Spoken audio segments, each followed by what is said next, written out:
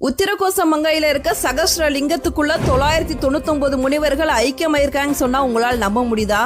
ஒரு தடவை உத்திரகோச மங்கையில சிவபெருமான் குருவாக இருந்து அங்க இருந்த 1000 முனிவர்களுக்கு வேதங்களை கற்றுக் கொடுத்துக்கிட்டு இருக்காரு. சிவபெருமானை பார்க்க வேண்டும் அப்படிங்கறதுக்காக மண்டோதரி சிவ வழிபாட்டை ரொம்ப கடுமையா பண்ணிட்டு இருக்காங்க.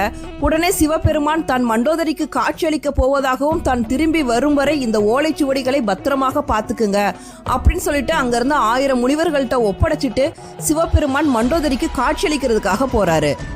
மண்டோதரி முன்னாடி சிறு குழந்தையாக தோன்றார் சிவபெருமான். அப்ப அங்க வந்த ராவணன் சிவபெருமான தன் கைகளால் எடுக்கிறாரு.